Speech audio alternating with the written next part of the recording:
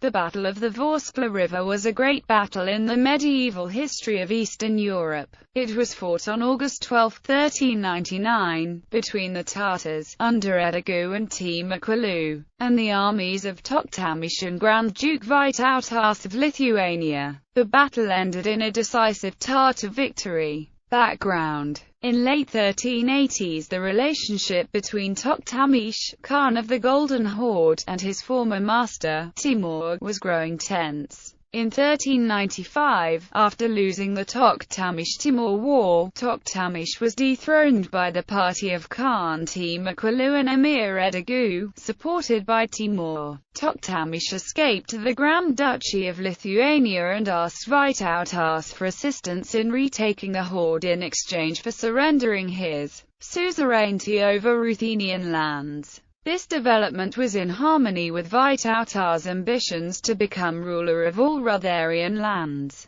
A surviving earleak shows that Toktamish had asked for Polish-Lithuanian assistance previously in 1393. Vytautas' expeditions. Vytautas gathered a large army which included Lithuanians, Ruthenians, Poles, Moldavians, and Wallachians. To enlist support from the Teutonic Knights, Vytautas signed the Treaty of Salamis, surrendering Samogitia to the Knights. Vytautas's son-in-law, Vasily I of Moscow, formerly a Tatar vassal, did not join the coalition. The joined forces organized 3 expeditions into Tatar territories, in 1397, 1398, and 1399. The first expedition reached the Black Sea and Crimea. Vytautas took several thousand captives without much opposition. Half of these captives were settled near Trakai and awarded privileges to practice their faith.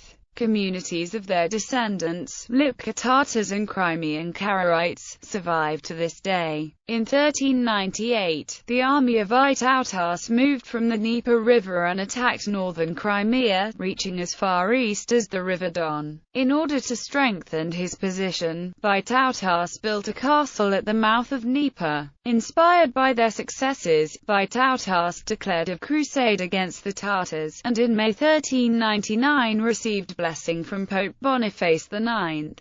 The papal blessing for the crusade was an important political achievement for Lithuania, a country converted to Christianity only in 1387 and the subject of the 100-year crusade. The campaign was organized from Kiev. In 1399, the army of Vytautas once again moved against the horde along the Dnieper River. On August 5, his army met the Tatars at the Vorskla River just north of Poltava. Battle. Once the two armies met, Timoquelu proposed a 3-day ceasefire to allow both sides to prepare their forces. It was a trick to win time while Edigu's reinforcements arrived. Vytautas planned to build a great wagon fort to stop charging horsemen, and then to destroy them with cannons and artillery. Vytautas' army was well equipped, but smaller in number. However, Timoquelu feigned a retreat and Vytautas left his wagon fort to pursue him. Once Lithuanian forces were suitably far away from the wagon fort, the units of Edigu appeared from behind and surrounded the Lithuanian army. At this point Toktamish decided the battle was lost and fled the battle with his men. The Tatars then used their own artillery to destroy the Lithuanian cavalry while simultaneously capturing the Lithuanians' wagon fort. Aftermath. Vytautas barely escaped alive, but many princes of his kin and allies died in the battle. It is estimated that some 50 princes fought under Vytautas' banners and about 20 of them were killed. The victorious Tatars besieged Kiev, but it paid a ransom. The Tatars pillaged as far west as Lusk, in pursuit of Toktamish, who spent the next 7 or 8 years in hiding and was assassinated in 1407 or 1408. Vytautas' defeat at the Vorskla effectively blocked Lithuanian expansion to southern Ruthenia. His state also lost access to the Black Sea as the Tatars reconquered the southern steppe all the way to Moldavia, a land that was reclaimed by the Golden Horde until the Crimean Khanate broke away from its rule some 42 years later. After the battle, Yuri of Smolensk revolted against Lithuania and Smolensk was not recaptured for 5 years.